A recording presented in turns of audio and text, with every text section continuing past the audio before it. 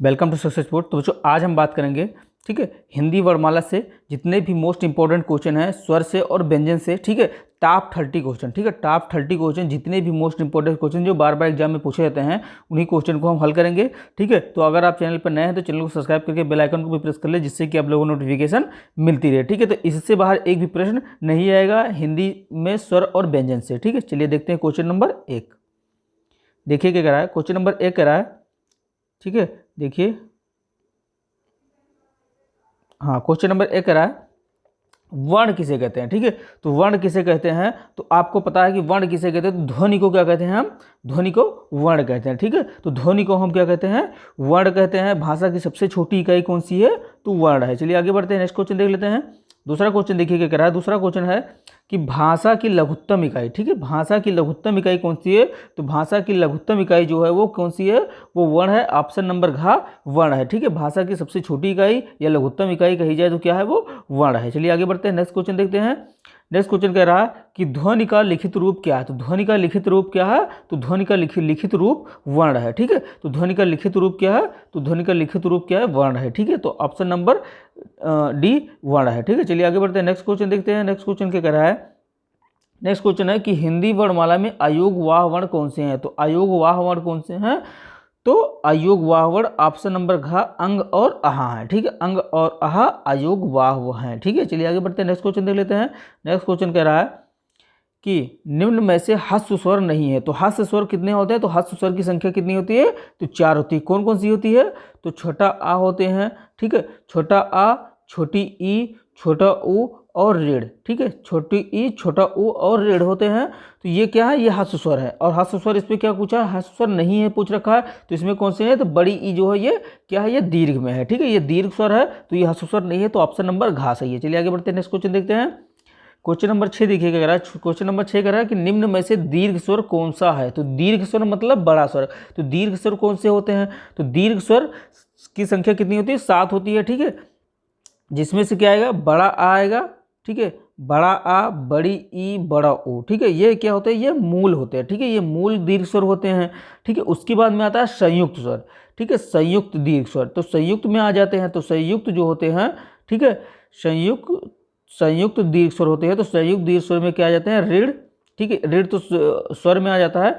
ठीक है, ऋण नहीं है, ए आए ओ आओ। ठीक है, ए आए ओ और आओ।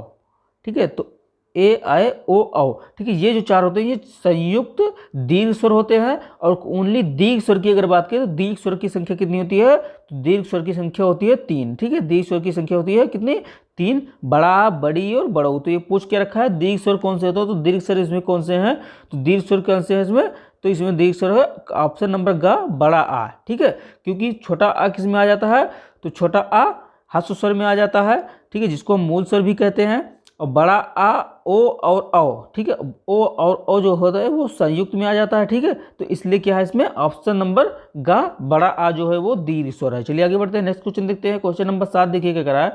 क्वेश्चन नंबर 7 कह रहा है कि होठों की स्थिति के आधार पर स्वर कितने प्रकार के होते हैं, तो होठों की स्थिति के आधार पर स्वर 2 प्रकार के होते हैं। कितने प्रकार के होते हैं, तो 2 प्रकार के होते हैं। ऑप्शन नंबर घ स्वर 2 प्रकार के होते हैं। कौन कौन से होते हैं, आ वृत्तिमुखी, ठीक है, आ वृत्तिमुखी और वृत्तिमुखी। ठीक है, आवृत्तिमुखी और वृत्तिमुखी। ठीक है, तो वृत्तिमुखी में क्या क्या होते हैं, तो वृत्तिमुखी में, ठीक है, वृत्तमुखी में आ जाते हैं ए आए, छोटा ऊ, बड़ा ऊ और ओ और औ जो है ये वृत्तमुखी में आ जाते हैं, और बाकी सबका आ वृत्तमुखी में आते हैं। ठीक है, चलिए आगे बढ़ते हैं, नेक्स्ट क्वेश्चन देख लेते हैं। क्वेश्चन नंबर 8 देखिए क्या कह रहा है। क्वेश्चन नंबर 8 कह रहा है कि वर्णमाला में संयुक्त स्वर हैं, तो संयुक्त वर्णमाला में संयुक्त स्वर, ठीक है, वर्णमाला में संयुक्त स्वर की बात कर रहा है। तो वर्णमाला में संयुक्त स्वर कौन से होते हैं, तो संयुक्त स्वर अभी आपको बताया गया है कि संयुक्त स्वर कौन से होते हैं, तो संयुक्त स्वर कौन से होते हैं, तो अभी आपको बताया गया था ए आए ओ, ठीक है, और औ।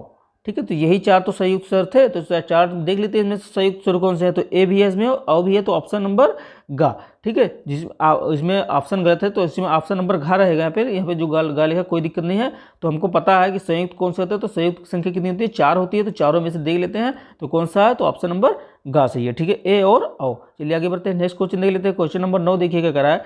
क्वेश्चन नंबर 9 कह रहा है कि हिंदी में मूलतः वर्णों की संख्या कितनी होती है। तो हिंदी में मूलतः वर्णों की संख्या होती है 52, ठीक है 52, जिसमें अगर टोटल वर्णों की संख्या पूछ रखा है तो टोटल होते हैं 52, जिसमें 39 होते हैं क्या व्यंजन, ठीक है 39 होते हैं व्यंजन और 13 होते हैं स्वर, ठीक है 13 39 मिला के कितना हो जाते हैं 52 हो जाते हैं, ठीक है। अगर वैसे बात किया जाए, ठीक है आगे भी देखते हैं, आगे देख लेते हैं नेक्स्ट क्वेश्चन। क्वेश्चन नंबर 10 देखिए क्या कह रहा है। क्वेश्चन नंबर 10 कह रहा है कि छा, ठीक है छा ध्वनि किसके अंतर्गत आती है। तो छा ध्वनि किसके अंतर्गत आती है, तो छा संयुक्त वर्ण के अंतर्गत आती है। ऑप्शन नंबर सी संयुक्त वर्ण के अंतर्गत आती है। चलिए आगे बढ़ते हैं, नेक्स्ट क्वेश्चन देख लेते हैं। नेक्स्ट क्वेश्चन कह रहा है कि हिंदी शब्दकोश में छा का क्रम किस वर्ण के बाद आता है। तो छा का क्रम किस वर्ण के बाद आता है, तो छा का क्रम का के बाद आता है, ठीक है तो ऑप्शन नंबर ए सही है। चलिए आगे बढ़ते हैं, नेक्स्ट क्वेश्चन देख लेते हैं। नेक्स्ट क्वेश्चन देखिए क्या कह रहा है। नेक्स्ट क्वेश्चन कह रहा है कि 12 नंबर क्वेश्चन क्या है कि ज्ञा, ठीक है ज्ञा वर्ण किन वर्णों के संयोग से बना है। तो ज्ञा वर्ण किन वर्णों के संयोग से बना है, तो आधा जा और फिर प्लस इया, ठीक है तो गा किससे मिलकर बना है, तो जा और इया से मिलकर बना है, तो इसमें हलंत जरूर लगेगा, ठीक है। चलिए आगे बढ़ते हैं, नेक्स्ट क्वेश्चन देख लेते हैं।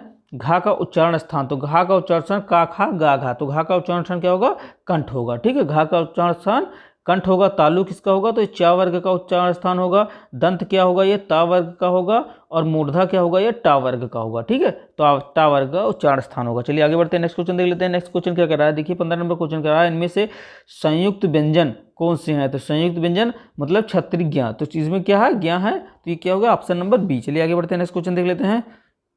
16 नंबर क्वेश्चन देखिए क्या कह रहा है। 16 नंबर क्वेश्चन कह रहा है निम्न में से कौन सा वर्ण उच्चारण के दृष्टि से दंत नहीं है। तो उच्चारण की दृष्टि से दंत नहीं है, तो मतलब ता था दा धा, ठीक है ता था दा धा नहीं है, तो इसमें देख लेते हैं ता था दा धा ना कौन सा नहीं है, तो ता भी है, ठीक है दा भी है, और जो टा देखिए टा जो है ये मूर्धा से है, मूर्धा व्यंजन है, तो ये ऑप्शन नंबर डी से है। चलिए आगे बढ़ते हैं, नेक्स्ट क्वेश्चन देख लेते हैं। 17 नंबर क्वेश्चन देखिए क्या करा। 17 नंबर क्वेश्चन करा कि जिन शब्दों के अंत में आ जाता है उन्हें क्या कहते हैं। तो जिन शब्दों के अंत में आ आता है उन्हें क्या कहते हैं, तो ऑप्शन नंबर डी अकारांत कहते हैं, ठीक है। चलिए आगे बढ़ते हैं, नेक्स्ट क्वेश्चन देख लेते हैं।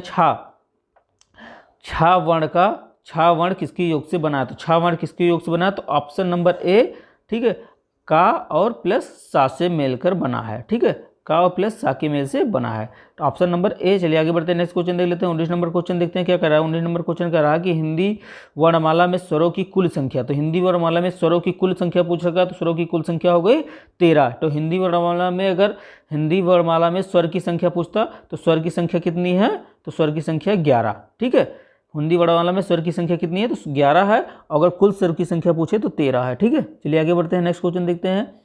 नेक्स्ट क्वेश्चन क्या कर रहा है।